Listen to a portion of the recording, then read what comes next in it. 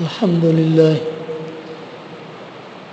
لله نحمده ونستعينه ونستغفره ونؤمن به ونتوكل عليه ونعوذ بالله من شرور أنفسنا ومن سيئات أعمالنا من يهده الله فلا مضل له ومن يضلل فلا هادي له ونشهد أن لا إله إلا الله وحده لا شريك له ونشهد أن سيدنا ونبينا وشفيعنا وحبيبنا ومولانا محمدا عبده ورسوله صلى الله تعالى عليه وعلى آله وأصحابه وبارك وسلم تسليما كثيرا أما بعد فأعوذ بالله من الشيطان الرجيم بسم الله الرحمن الرحيم والسابقون الأولون من المهاجرين والأنصار والذين اتبعوهم بإحسان رضي الله عنهم ورضوا عنه وأعد لهم جنات تجري تحتها الأنهار خالدين فيها أبدا ذلك الفوز العظيم صدق الله العظيم اللهم صل وسلم وبارك على سيدنا ومولانا محمد وعلى آله وصحبه كما تحب وترضى عدد ما تحب وترضى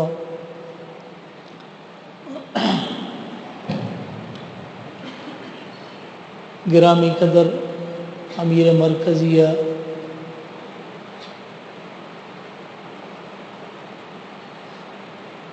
قائد تحریک خدام اہل سنت والجماعت دیگر برادران اہل سنت والجماعت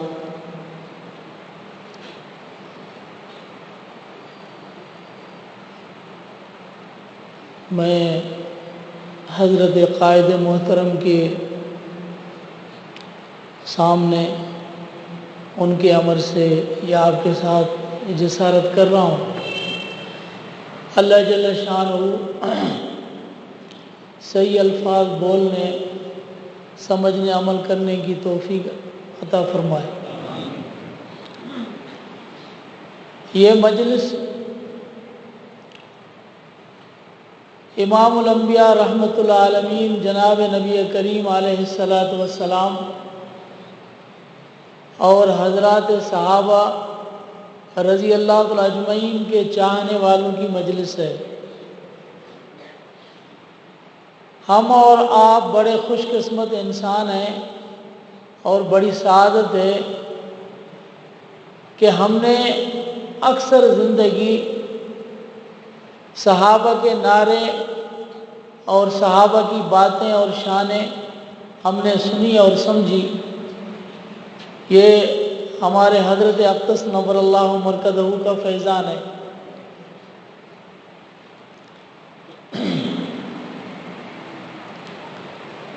یہ وہی سبق ہے اور وہی درس ہے۔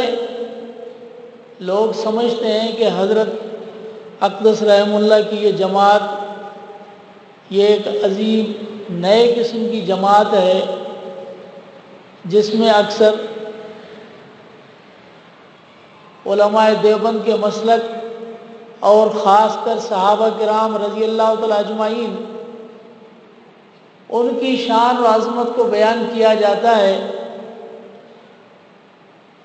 یہ حصہ اور یہ سعادت یہ بھی الحمدللہ پورے پاکستان میں صرف اور صرف تحریک اہل خدام اہل سنت والجماعت کو نصیب ہے۔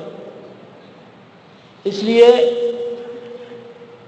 میں پورے وثوق سے کہتا ہوں کہ صحابہ کرام کی نام لیوا جماعتیں پاکستان میں ہیں۔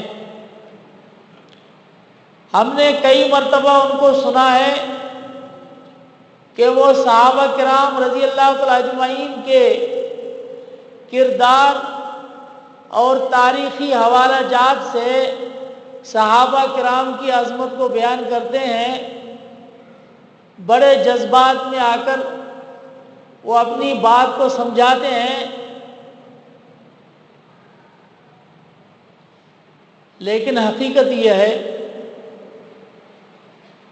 کہ ہمارے لیے جب اللہ جل شانہ قرآن کریم میں صحابہ کی عظمت اور شان بیان فرمائے تو اس سے بڑھ کر ہمارے لیے تاریخ کیا حیثیت رکھتی ہے؟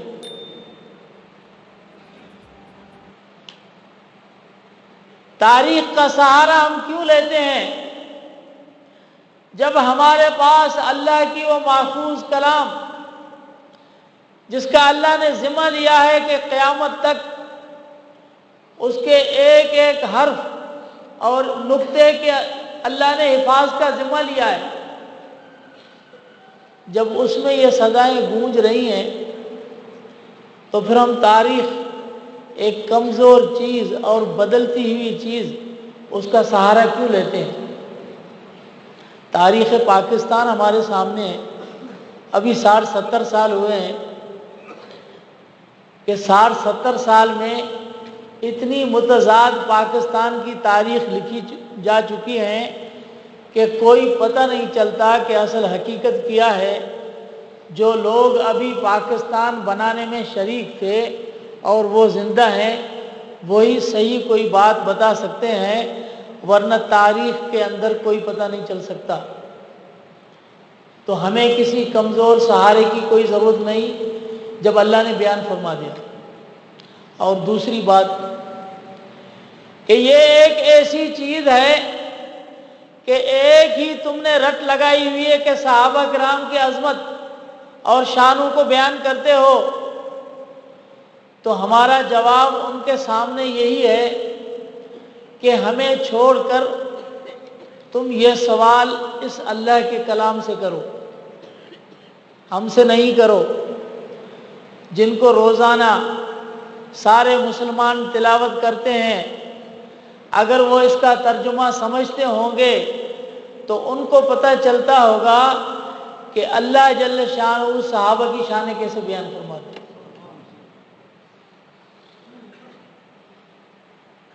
یہ ہماری بدقسمتی ہے کہ ماضی قریب میں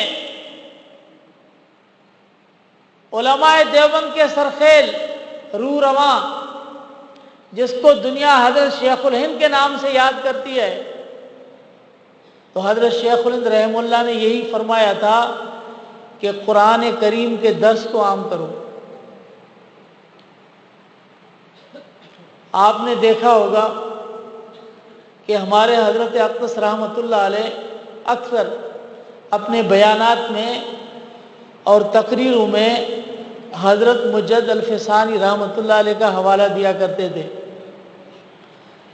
تو ایک طرف حضرت مجد الفسانی رحمۃ اللہ علیہ کے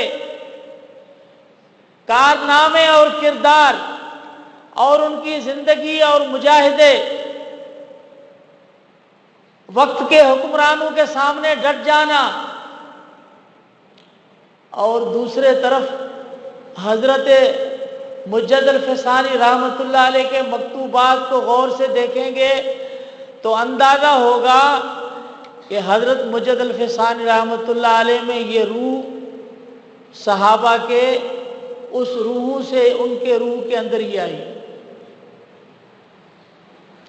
جن کے پورے مکتوبات میں عظمت صحابہ جھلکتی ہوئی نظر آتی ہے، اور جنہوں نے بار بار اپنے مکتوبات کے اندر جو احادیث صحابہ کی عظمت میں ذکر فرمائی ہے، جن کو دنیا مجدد مانتی ہے، تو اگر حضرت مجد الفسانی رحمۃ اللہ علیہ کو ہم مجدد تسلیم کرتے ہیں تو اس تجدیدی کارنامے میں یہ بھی تسلیم کرنا پڑے گا کہ اس زمانے کی تجدید یہی ہے کہ اس کے بعد صحابہ کی عظمت کو بیان کیا جائے جس طرح حضرت مجد الفسانی نے بیان کیا ہے،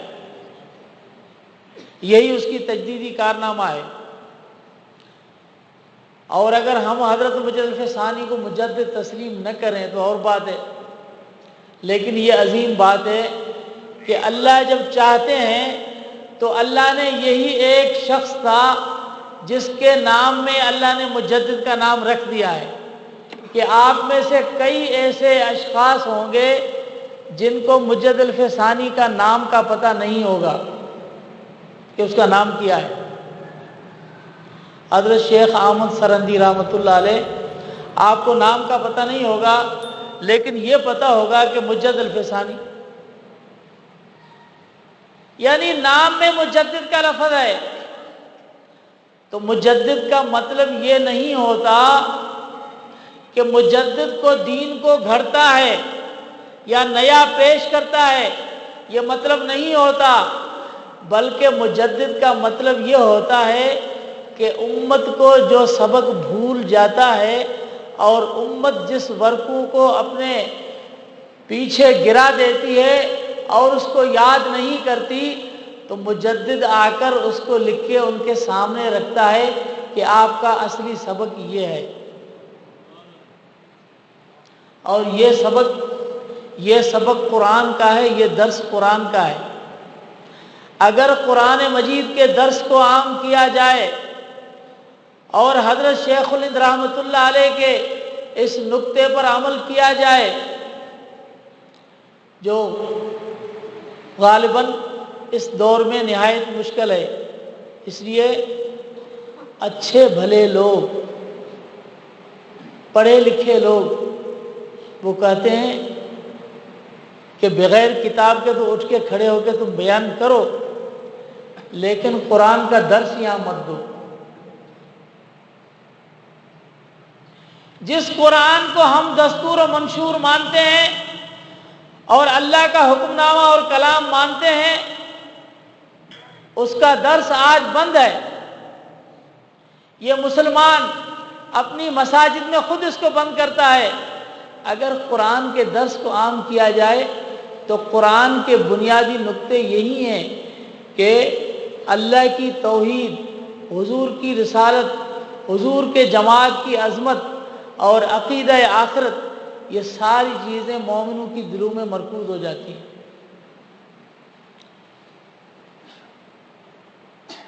اب ایک جماعت یہ کہتی ہے کہ ہم صحابہ کرام کا دفاع کرتے ہیں، تو اگر صحابہ کرام کے دفاع پر آتے ہیں تو صحابہ کرام کا دفاع ہم کیا کرتے ہیں؟ صحابہ کرام کا دفاع تو اللہ نے قرآن میں کیا ہے۔ اللہ سے یہ بھی برداشت نہیں ہوا کہ کوئی میرے محبوب کے صحابہ کو کہے انؤمن کما آمن السفہاء، کیا ہم اس طرح ایمان لائیں جس طرح بیوقوفوں نے ایمان لایا؟ میرے محبوب کے غلاموں کو کوئی سفہاء اور بیوقوف کہے، تو جب اللہ نے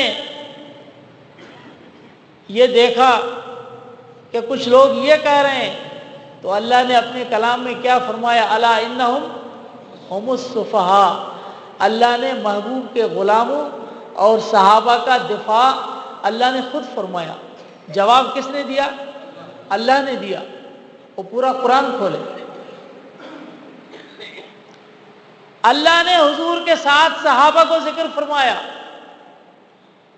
دو جماعتیں ہیں صحابہ کی جن کو قرآن میں اللہ نے دو ناموں سے ذکر فرمایا، ایک مہاجرین اور ایک انصار، جو اس آیت میں اللہ نے بیان فرمایا۔ مہاجرین اور انصار۔ اب ایک جماعت وہ ہے جنہوں نے اپنے گھروں کو چھوڑا، وطن کو چھوڑا، سب کچھ چھوڑ چھاڑ کے، اپنے بال بچوں کو بھی چھوڑ کر، اور حضور کی صحبت میں اور حضور کی میت میں حضور کی صحبت حاصل کرنے کے لیے اللہ کی رضا کی خاطر وہ مدینہ شریف ہجرت کی ہوئی۔ انہیں اپنے وطن کو چھوڑا۔ اب ہم اور آپ اگر اس کو کہیں کہ اس نے اپنے وطن کو چھوڑا ہے اور بڑے بڑے القاب ان کو دیں، اگر کوئی حاجی آتا ہے حج سے تو ہم اس کو کہتے ہیں کہ حاجی ہے، لیکن ہمارے کہنے میں اور اللہ کے کہنے میں تو فرق ہے نا۔ کہ ہم کسی کو کہیں کہ یہ حاجی ہے اور اللہ کسی کو کہے کہ یہ حاجی ہے. ہم تو اس کے ظاہری عمل کو دیکھ کر کہیں گے کہ اس نے نماز پڑھی، روزہ رکھا، عبادت کی، لیکن اللہ کی نظر ظاہر پہ نہیں ہوتی، اللہ کی نظر انسان کے باطن پر ہوتی ہے. ان اللہ لا ينظر الى صورکم واعمالکم ولکن ينظر الى قلوبکم ونیاتکم. تو اللہ کی نظر تو دلوں پر ہوتی ہے. تو اللہ نے جب دلوں کو جانچا ہوگا تو اللہ نے کہا ہوگا کہ یہ صحیح مہاجرین ہیں. فیصلہ اللہ نے کیا کہ یہ مہاجرین ہیں. ہجرت کہتے ہیں ترک وطن کو. تو جب اللہ نے دیکھا کہ انہوں نے اللہ کی رضا کی خاطر اور حضور کے محبت میں انہوں نے اپنے وطن کو اور گھروں کو چھوڑا ہے تو اللہ نے ان کو مہاجرین کہا. تو مہاجرین کا لقب اللہ نے دیا. یہ ہجرت کے عمل کے عند اللہ مقبول ہونے کی علامت ہے کہ ان کا یہ عمل اللہ کے ہاں مقبول ہے.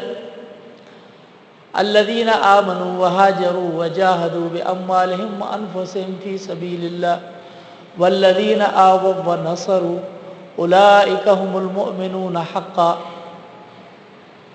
اب دیکھو اللہ مزید وضاحت کے ساتھ اور فرماتے ہیں.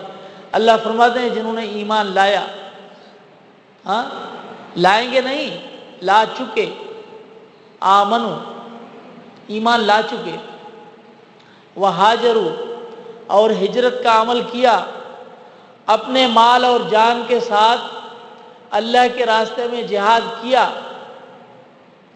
والذین آووا ونصروا اور جنہوں نے ان کو ٹھکانہ دیا اور ان کی مدد کی. دونوں جماعتیں آ گئی، مہاجرین، مجاہدین، مومن، سارے کے سارے صحابہ، کوئی بھی اس الفاظ کے اندر باقی نہیں رہتا، سارے کے سارے اس کے اندر آ گئے. اللہ فرماتے ہیں اولئک هم المؤمنون حقا، یہ ہیں پکے ٹھکے مومن. اب اللہ نے فرما دیا کہ یہ المؤمنون حقا ہے. مہر ثبت کس نے کی؟ اللہ نے کی، ہم نہیں کر رہے. اگر اللہ فرماتے لقد رضی اللہ المؤمن اذ یبایعونک تحت الشجرہ،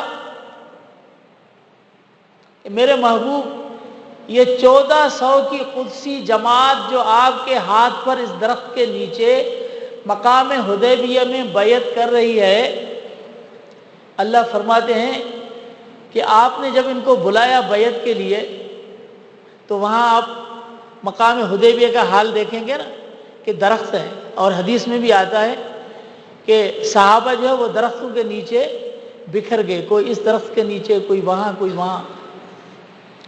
اب یہ سارے ادھر درختوں کے نیچے سائے میں بیٹھے ہوئے ہیں. اللہ فرماتے ہیں کہ جب آپ نے ان کو بیعت کے لیے بلایا تو کوئی 4-5 وہاں سے آ رہے ہیں، 1-2 وہاں سے آ رہے ہیں، 1-2 وہاں سے آ رہے ہیں. ان کا آنا اور دوڑنا آپ کے بلانے پر اللہ فرماتے ہیں یہ آتے ہوئے دوڑتے ہوئے آپ کے ہاتھ پر جو ہاتھ رکھ گئے ہیں، یہ منظر اور ادا مجھے اتنی پسند آئی کہ میں راضی ہو گیا. اور اللہ فرماتے ہیں میں ایسے راضی نہیں ہوا جس طرح تم راضی ہوتے ہو کہ تم نے اپنے بچے کو کہا نماز پڑھو، اس نے نماز پڑھی اور تو نے انعام دیا، بیٹا یہ لو انعام، اب تجھے مل گیا. اللہ فرماتے نہیں، فعلم ما فی قلوبہم، اللہ فرماتے ہیں میں نے ان کی دلوں کو جانچ کر اور دلوں کے اندر جو چیز تھی وہ دیکھ کر اس کے بعد میں راضی ہوں. اب اس کے بعد بھی کسی چیز کی گنجائش رہتی ہے. اب جن کو اللہ کے مہاجر، ان کی ہجرت اللہ کے ہاں مقبول، جن کو اللہ کے ایمان والا، ان کا ایمان اللہ کے ہاں مقبول، جن کو اللہ کے مجاہد، ان کا جہاد اللہ کے ہاں مقبول، جن کو اللہ کے انصار، ان کی نصرت اللہ کے ہاں مقبول. جب یہ ساری قبولیت اللہ کے ہاں ہے تو پھر کرنے والے نے یہی کہا کہ ہم قرآن کو ہی نہیں مانتے. اس لیے صحابہ سے اتنا بغض ہے، نبی کی جماعت سے اتنا بغض ہے کہ وہ کہتے ہیں کہ جس شخص صحابہ کا نام لے ہم اس کو نہیں مانتے، جو قرآن صحابہ کا ذکر کرے ہم اس قرآن کو نہیں مانتے۔ بس یہ نہیں کہہ سکتے کہ جو نبی کے ساتھ چلتے ہم اس نبی کو نہیں مانتے، یہ زبان سے نہیں کہہ سکتے، اندر سے پتہ نہیں کیا کہتے ہوں گے، لیکن سب کچھ کہہ چکے۔ وہ کسی نے دیکھا نا کہ مسجد میں لکھا ہوا ہے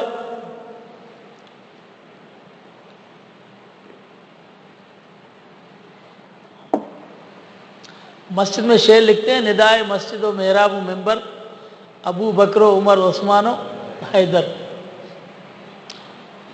تو کسی غلیظ نے دیکھ لیا کہ مسجد میں یہ شعر لکھا ہوا ہے، تو اس نے کہا کہ ہم آپ کو تعریفیں کر کے جدا کر کے تھک گئے ہیں، اور آپ جب بھی دیکھو ان چاروں کے ساتھ بیٹھے ہو، جس مسجد میں دیکھو آپ کا نام ان کے نام کے ساتھ لگا ہوا ہے۔ لگا بھی ایسا ہو جدا ہو نہیں سکتا۔ جب حضور نے قرنی میں ملا دیا ہے، حضور نے کیا فرمایا؟ خیر القرون قرنی۔ اب چاروں خلفائے راشدین کے آخری الفاظ قرنی میں جمع ہے۔ صدیق قاف میں آ گیا، عمر راہ میں آ گیا، عثمان نون آ گیا، علی یہ آ گئی۔ تم کیسے جدا کر سکتے ہو؟ خلافت راشدہ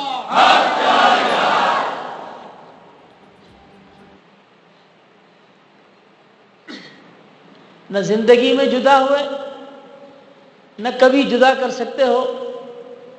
اور پھر جناب شیر خدا علی المرتضیٰ رضی اللہ تعالیٰ عنہ خود کیا فرماتے ہیں؟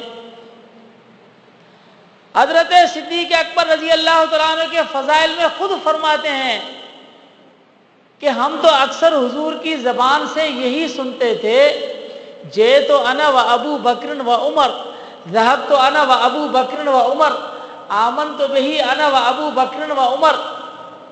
شیر خدا رضی اللہ عنہ فرماتے ہیں کہ ہم تو حضور کی زبان سے اکثر یہی سنتے تھے کہ میں آیا اور ابو بکر اور عمر، میں گیا فلاں جگہ میں اور ابو بکر اور عمر، کوئی بات ہوئی تو فرماتے ہیں میں اس پر ایمان لاتا ہوں میں اور ابو بکر اور عمر۔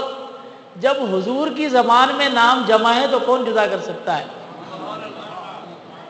کوئی نہیں جدا کر سکتا۔ ہمارے اور تمہارے اندر جو ایمان کا نور ہے، اب اس نور کو میں تھوڑا سا آپ کو سمجھاتا ہوں۔ یہ نور کیا ہے؟ اللہ نور السماوات والارض، یہ اللہ تبارک و تعالی نے مومنین کے سینے میں اپنا نور ڈالا ہوا ہے۔ میری بات کبھی تھوڑی سی مشکل ہو جاتی ہے، میں کوشش کرتا ہوں سمجھانے کے لیے، تھوڑا سا سمجھیں۔ یہ بجلی ہے نا اس بلب میں، یہ کہاں سے آ رہی ہے؟ پاور ہاؤس سے۔ اب یہ آتے آتے آتے ایک ٹرانسفارمر آتا ہے، اس ٹرانسفارمر میں یہ بجلی پہلے ٹھنڈی ہوتی ہے، اس کے بعد یہاں آتی ہے۔ اب آپ کہہ سکتے ہیں کہ جب درمیان میں ٹرانسفارمر آ گیا تو آپ کہیں گے کہ وہ جو بجلی وہاں سے آ رہی تھی وہ ٹرانسفارمر میں آ کر ختم ہو گئی، اب وہاں سے یہ دوسری بجلی ہے۔ آپ یہ کہیں گے یا کہیں گے بجلی وہی ہے؟ وہی ہے نا۔ اس لیے کہ ہم نے بارہا تجربہ کیا ہے کہ اگر ہم وہاں سے اوپر سے اگر بجلی کو بند کر دیں تو ٹرانسفارمر کسی کام کا نہیں، بجلی تو اوپر سے آ رہی ہے۔ تو ٹرانسفارمر کا کیا فائدہ ہے؟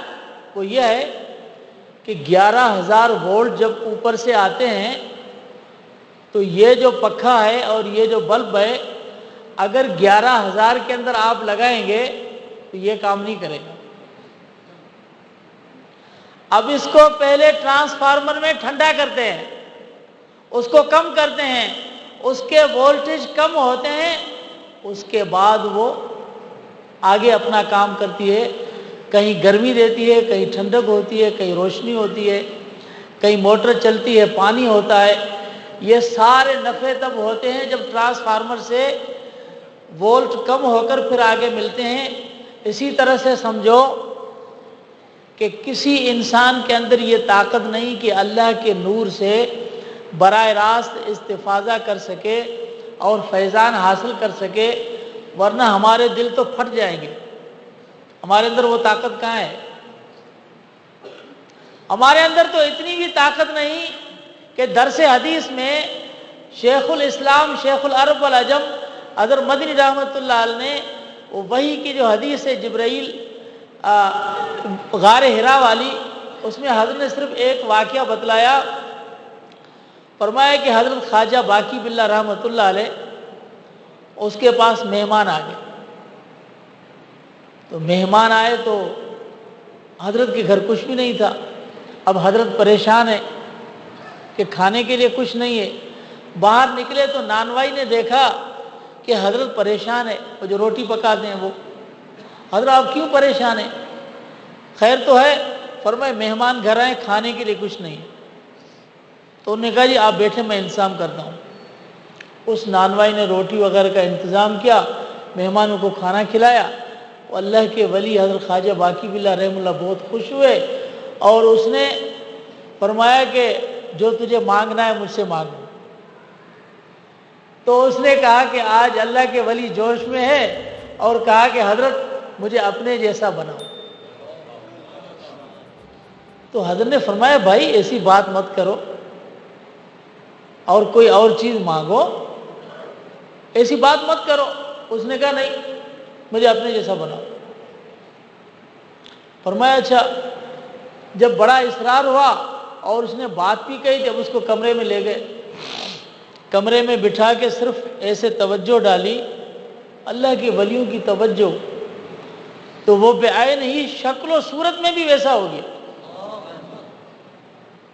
اب جب باہر نکلے تو دو خواجہ باقی باللہ آ رہے۔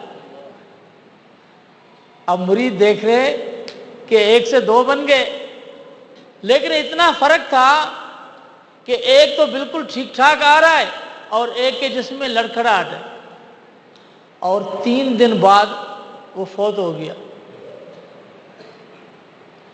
تو انسان میں تو اتنی بھی طاقت نہیں کسی ولی سے براہ راست اتنا جلدی۔ وہ کہتے ہیں بھئی ذکر کرو، محنت کرو۔ ہاں ہمارے حضرت اقدس رحمۃ اللہ علیہ، ایک شخص نے کہا حضرت جن کے پاس جاتے ہیں وہ انگلی رکھ کے اور دلوں کو جاری کر دیتے ہیں، اور آپ کہتے ہیں ذکر کرو، ذکر کرتے کرتے اتنا زمانہ ہو گیا ہے۔ تو حضرت رحمۃ اللہ علیہ نے فرمایا بھائی دل تو ایسے بھی جاری ہو جاتے ہیں، ایسے جو کیا تو دل جاری ہو گیا، لیکن محنت ضروری ہے۔ جو چیز محنت سے ملتی ہے اس کا قدر ہوتا ہے۔ ہمارے ساتھ خود ایک ساتھی آیا، بابا جمن، جس کو سب جانتے ہیں اکثر یہاں کے لوگ۔ جب پہلی مرتبہ میں اس کو لے آیا حضرت کے پاس، وہ بڑے فقیر طبیعت کے آدمی تھے، تو انہوں نے حضرت کو کہا کہ حضرت مجھے میرے اوپر توجہ کریں۔ تو حضرت دیکھتے رہے اور ہنستے رہے۔ بار بار انہوں نے کہا میں نے اپنی آنکھوں سے دیکھا کہ حضرت بیٹھے بیٹھے بس ایسے کیا، ان کو دیکھا۔ آپ یقین جانیں وہ پورے ہمارے سفر میں جب تک ہم گھر پہنچے ہیں ہوش میں نہیں تھا۔ ہم نے ان کو زبردستی ٹرین میں بٹھایا اور زبردستی گھر لے گئے۔ نہ اس کو پیشاب کا کوئی ہوش، نہ کھانے پینے کا کوئی۔ جیسے برتھ پہ لٹایا حیدرآباد پہ جا کے ہم نے اس کو اتارا، 1 مہینے کے بعد وہ گھر پڑے رہے، 1 مہینے کے بعد ہوش آیا، پھر نکلے ہیں۔ تو ہمیں یہ جو اللہ کے ولی ہیں ان سے اتنا جلدی استفادے کی ہمت نہیں، اور اللہ کی ذات سے براہ راست لینے کا کیا ہے۔ تو سمجھو یہ ٹرانسفارمر جو ہوتے ہیں یہ بجلی لے کر کم وولٹ پر پھر نفع والی بنا کے اس کو پہنچاتے ہیں۔ انبیاء کرام علیہم الصلاۃ والسلام امت میں ایمان کی بجلی کو اور علم کی بجلی کو دلوں میں پہنچانے کے لیے بمنزل ٹرانسفارمر کے ہوتے ہیں۔ اللہ کی بجلی جو مومنین کے سینوں میں آتی ہے نا، وہ نبیوں کی دلوں سے آتی ہے۔ حضور نے کیا فرمایا؟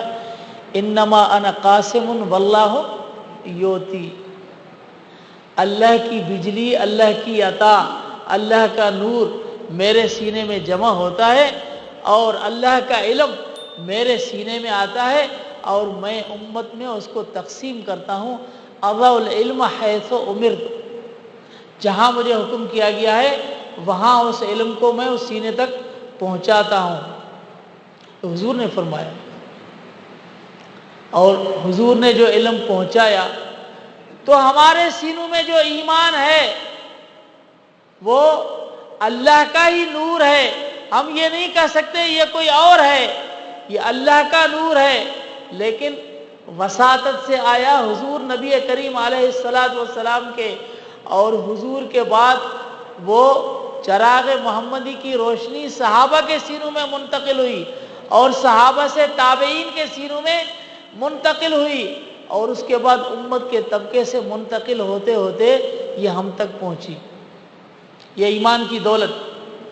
آج بھی بزرگ فرماتے ہیں کہ جو بھی مومن ہے ان کے ایمان کے نور کا، ان کے دل کا حضور نبی کریم علیہ السلام جو اپنے روزے مبارک میں حیات ہیں۔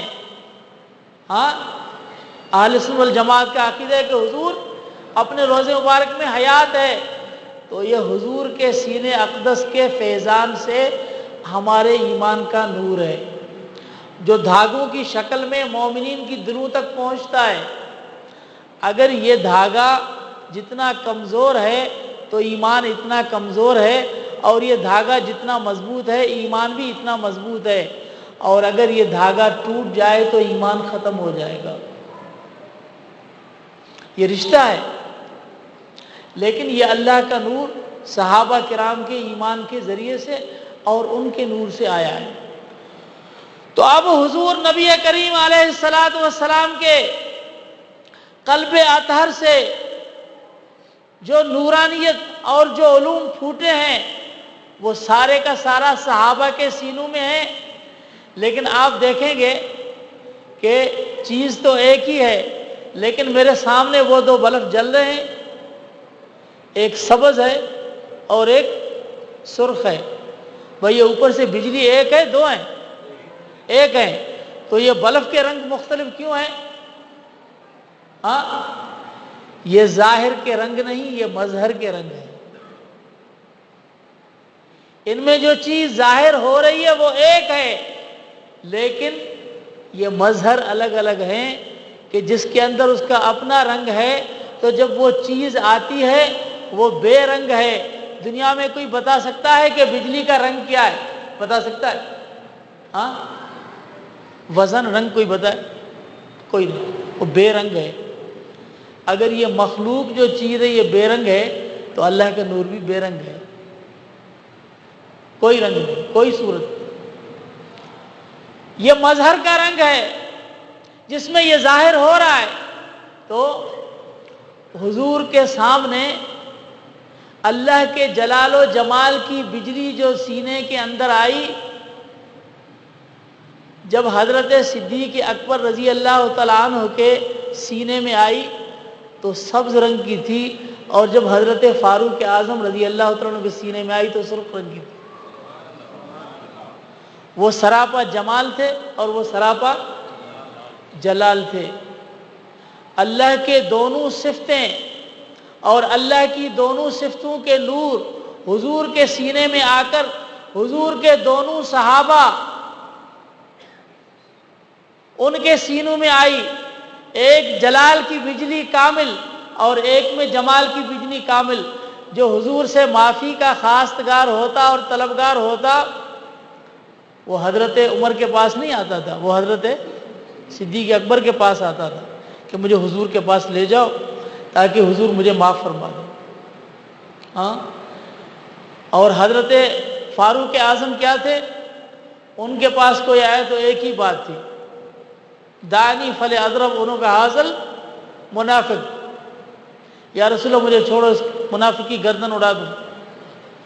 لیکن یہ بھی سمجھ لو کہ اللہ کے نور کی بجلی چاہے جلال کی شکل میں انبیاء کے سینوں میں آئے اور چاہے صحابہ کی سینوں میں آئے، لیکن یہ وہ جلال نہیں جو ہمارا جلال تھا، کہ ہمارا جلال اللہ کی رضا کے خلاف بھی ہو سکتا ہے، لیکن نبی کا جلال اور نبی کے صحابہ کا جلال کبھی اللہ کے رضا کے بغیر نہیں ہو سکتا۔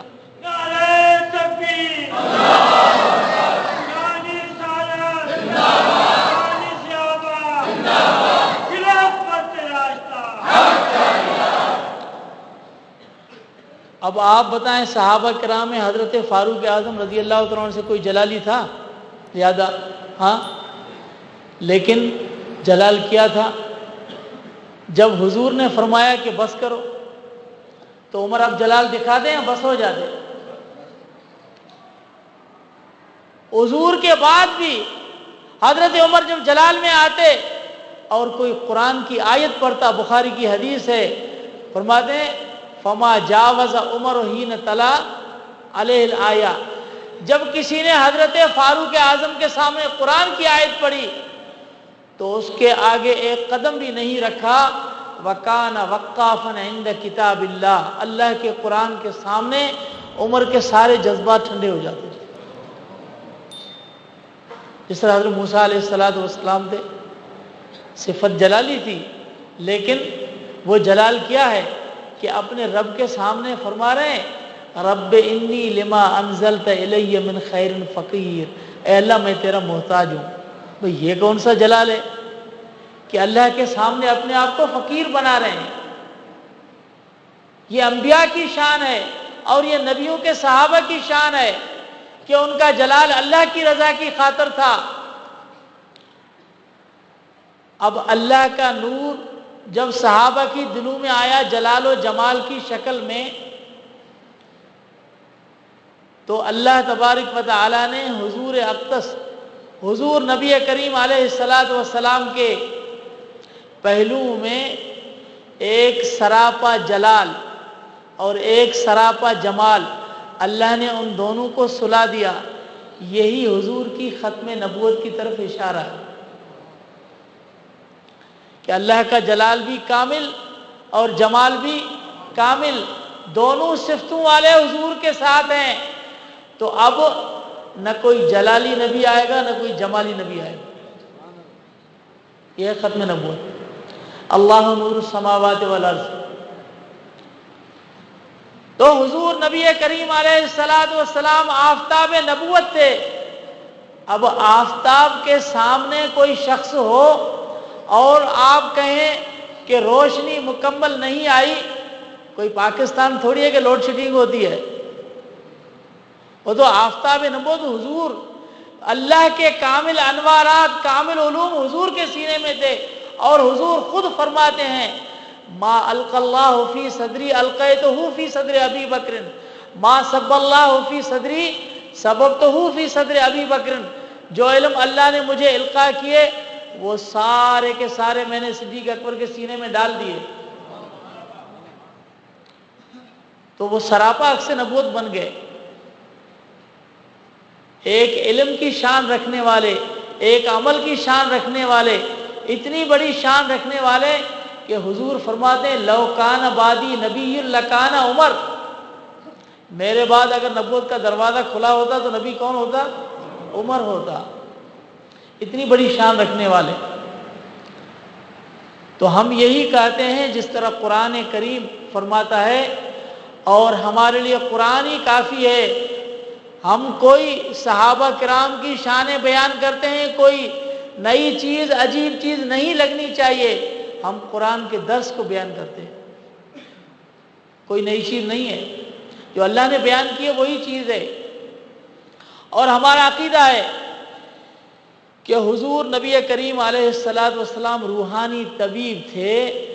جب حضور نے اپنی نظر کرم توجہ صحابہ کے قلوب پر کی اور ان کو جانچا اور اس جماعت کو اللہ نے منتخب فرمایا، تو ہمارا یہ عقیدہ ہے کہ صحابہ حضور کے روحانی شفا سے اتنے شفا یاب ہو چکے کہ کوئی روحانی مرض باقی نہیں رہا، نہ حسد، نہ ریا، نہ تکبر، نہ بخل، جتنے بھی امراض روحانی ہوتے ہیں، نہ کینہ نہ بغض، کوئی چیز باقی نہیں رہی۔ اگر آج کچھ کہے کہ نہیں چیز باقی رہ گئی تھی، شفا یاب تھوڑے سے ہوئے، باقی سارے کے سارے مریض رہے۔ تو میں آپ سے پوچھتا ہوں، آپ بتاؤ، چکوال میں کوئی بہت بڑا اسپیشلسٹ ڈاکٹر ہو اور اس کے پاس لاکھ سے زیادہ مریض آئیں اور صرف 4 یا 5 شفا یاب ہوں اور باقی بیمار رہیں، تو یہ ڈاکٹر کامیاب کہلائے گا یا ناکام؟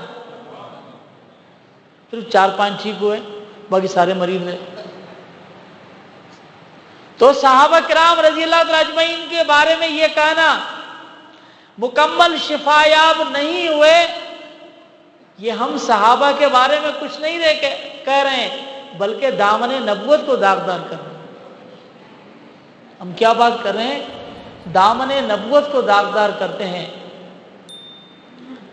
کہتے ہیں کہ اس زمانے میں جب آپ سمجھیں کہ سورج روشن ہو اور سورج چمکتا ہو تو سورج کا کوئی انکار کر سکتا ہے؟ تو حضور کے زمانے میں جب آفتاب نبوت روشن تھا، خیر القرون کا زمانہ تھا، تو جن کو حسد تھا دین سے، اسلام سے، یہود کی بقایا جات، اس لیے اللہ نے قرآن میں فرمایا لَتَجِدَنَّ أَشَدَّ النَّاسِ عَدَاوَةً لِلَّذِينَ آمَنُوا الْيَهُودُ وَالَّذِينَ أَشْرَكُوا۔ 2 جماعتیں تھیں جنہوں نے مسلمانوں کے ساتھ بغض رکھا، صحابہ کے ساتھ بغض رکھا۔ وہ 2 جماعتیں تھیں، ایک یہود تھے جو حسد کی وجہ سے کہ نبوت 100 سال، ہزاروں سال ہمارے خاندان سے چھن کر بنی اسماعیل میں کیسے چلی گئی، ان کو حسد تھا۔ اور دوسرے مشرکین تھے جو جہالت کی وجہ سے کرتے تھے۔ بت پرستی جہالت سے ہوتی ہے، ایک حسد کی وجہ سے اور ایک جہالت کی وجہ سے ان نے دشمنی کی۔ تو مشرکین کی دشمنی تو اتنی تھی کہ وہ محبت کے بعد سارے مشرکین ٹھیک ہو گئے، وہ صحیح ہو گئے، لیکن حسد والا ٹھیک نہیں ہوتا۔ حسد والا وہ حسد رکھتا ہے، اپنے بیٹوں کے اندر بھی وہ چیز بیان کرتا ہے، اپنے تقریبوں میں بھی وہ چیز بیان کرتا ہے۔ بیان کرتے کرتے ایک ایسا طبقہ یہود کا پیدا ہوا جنہوں نے سازشیں کی کہ اسلام کا لبادہ اوڑھ کر اور دین کے اندر گھس کر اب مسلمانوں کو خراب کرو۔ تو پھر کیا کہا؟ ان کی تحریک کا بنیادی نظریہ یہ تھا کہ انکار نبوت تو نہیں کر سکتے تھے، لیکن انکار نبوت کی چال یہ چلی، انہیں کیا کہا کہ حضور تو ٹھیک ہیں لیکن حضور کو یار اچھے نہیں ملے، معاذ اللہ۔ تو آپ بتائیں، اگر کوئی اچھے سے اچھا آدمی ہو تو اس کو کہا جائے کہ آپ تو بالکل اچھے ہیں لیکن آپ کے دوست اچھے نہیں، یار اچھے نہیں، تو آپ بتاؤ وہ اچھا ہوا؟ تو جب اس کو کہا جائے کہ دوست تمہارے اچھے نہیں ہیں تو اس کا مقصد یہ اپنے لیے اچھے دوستوں کا انتخاب نہیں کر سکا، تو یہ اچھا کیسے ہوا؟ تو حضور کا انکار کر رہے تھے کہ حضور اچھے نہیں تھے، لیکن کہہ نہیں سکتے تھے کہ حضور اچھے نہیں ہیں۔ اب اس کا طریقہ یہ کیا کہ حضور کے یار اچھے نہیں، تاکہ پھر آگے لوگ کہیں گے کہ جب اسے دوست اچھے نہیں ملے، ساتھی اچھے نہیں ملے، تو اس کا مقصد یہ تو آدمی اچھا نہیں ہے، تو خود بخود آہستہ آہستہ انکار آ جائے گا۔ یہ انہوں نے ترتیب کی اور یہی آج تک چلے آ رہے ہیں۔ لیکن سمجھ لو کہ اللہ جل شانہ نے ہم پر یہ احسان کیا کہ اس جماعت کی برکت سے اللہ نے ہمیں صحابہ کرام رضی اللہ تعالیٰ اجمعین کی عظمت سمجھائی، اور جس سنی مسلمان کے سینے میں صحابہ کی عظمت ہو، کوئی فتنہ اس پر اثر نہیں کر سکتا۔ سارے فتنوں کی بنیاد صحابہ پر انگلی اٹھانا، سارے فتنوں کی بنیاد یہی ہے۔ آج کل جتنے فتنے ہیں، ایک ایک کے بارے میں آپ نام لیں اور میں آپ کو ثابت کر دکھاؤں گا کہ یہ صحابہ کے منکر ہیں۔ جو اپنے آپ کو بڑے بڑے محب کہتے ہیں، وہ میں بتلاؤں گا کہ صحابہ کے منکر ہیں، صحابہ کو نہیں مانتے ہو۔ سنی مسلمان جس کے سینے میں صحابہ کی عظمت ہے تو انشاءاللہ ہر عقیدے عمل والے فتنے سے بچا رہے گا. اور اگر صحابہ درمیان سے نکل جاتے ہیں تو ہمارے پاس آخرت کے سرمایے کے لیے اور کون سی جماعت ہے, کون سی چیز ہے؟ ہمارے لیے نجات کا راستہ یہی صحابہ کا راستہ ہے جو ہمارے لیے آخری نجات کا راستہ ہے, جو ہمیں ہمارے حضرت سمجھا گئے ہیں.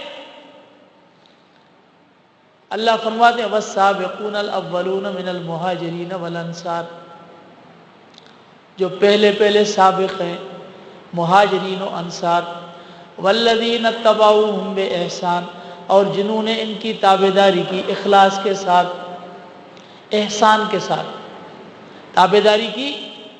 ہاں اب وہ سن لے جو کہتے ہیں کہ اطیعوا اللہ واطیعوا الرسول, یا اللہ کی مانو یا نبی کی مانو, باقی کس کی نہیں.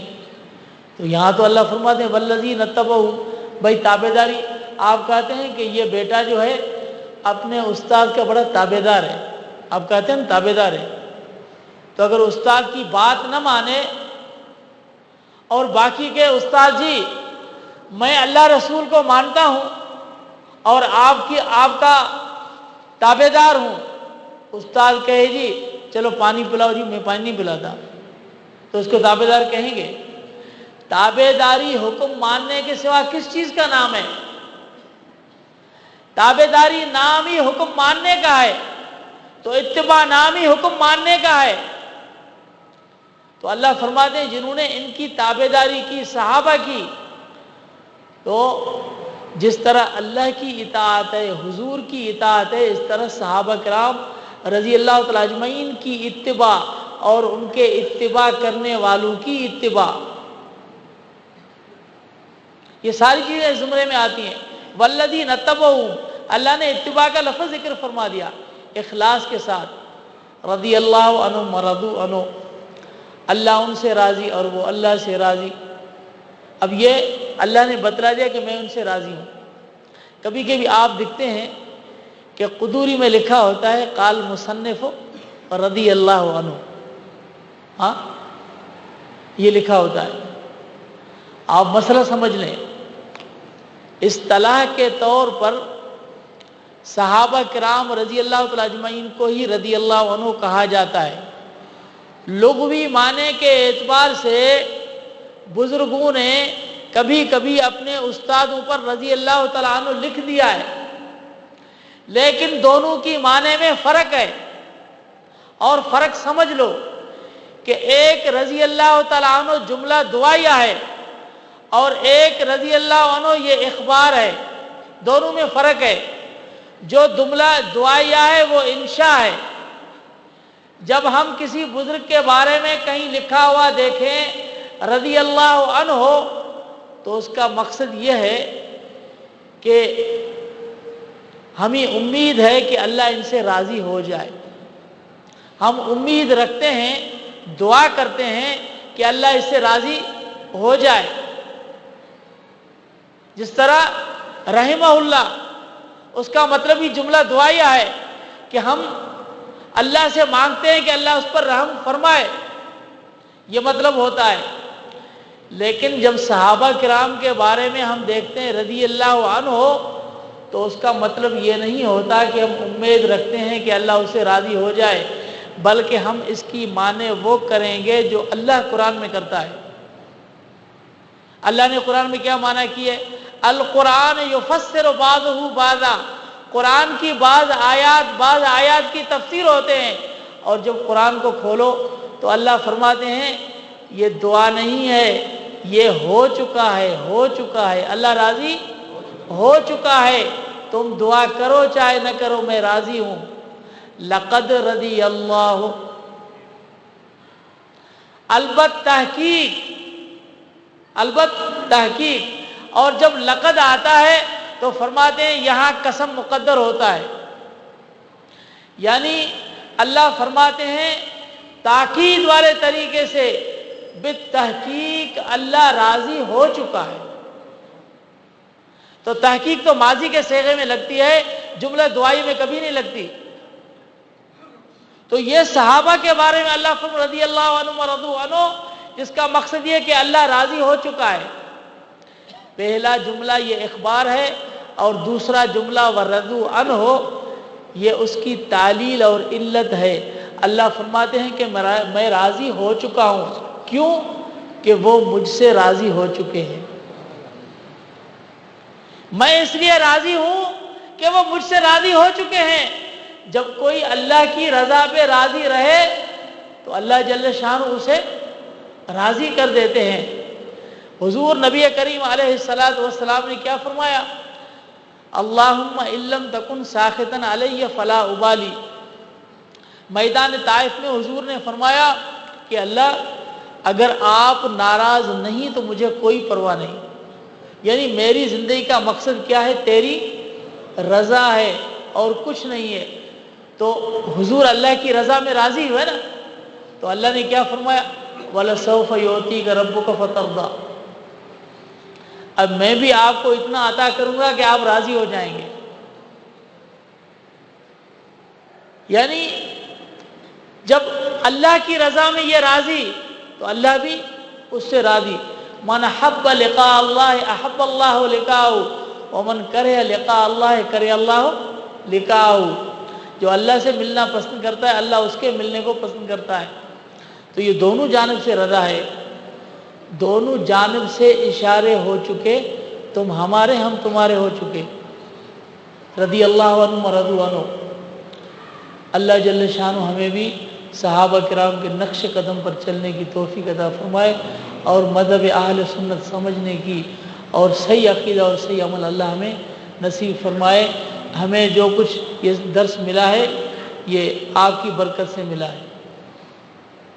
میں آپ کو صرف یہ بتلاتا ہوں کہ حضرت تو بڑے مقام کے ہیں، میں آپ حضرات جتنے یہ چکوال والے اور بھی والے ہیں نا، سمجھو میں ان سب کے قدموں کی خاک ہوں۔ وآخر دعوان الحمدللہ رب العالمین۔ آپ دعا فرمائیں۔ اللہم صلی وسلم وبارک علی سیدنا مولانا محمد وعلی آلہ وصحبہ کما صلیت۔ ربنا اغفر لنا ذنوبنا واسرافنا فی امرنا ثبت اقدامنا وانصرنا علی الکافرین۔ تغفر اللہم تغفر ذنوبنا عبد انک العالمین۔ اللہم اشف مرضانا واقض حاجاتنا واقض دیننا واکفنا فی جمیع مہماتنا واختم بالصالحات اعمالنا بجاہ النبی الکریم بجاہ النبی الکریم۔ وصلی اللہ تعالی علی خیر خلقہ سیدنا و مولانا محمد وعلی آلہ واصحابہ اجمعین برحمتک یا ارحم الراحمین۔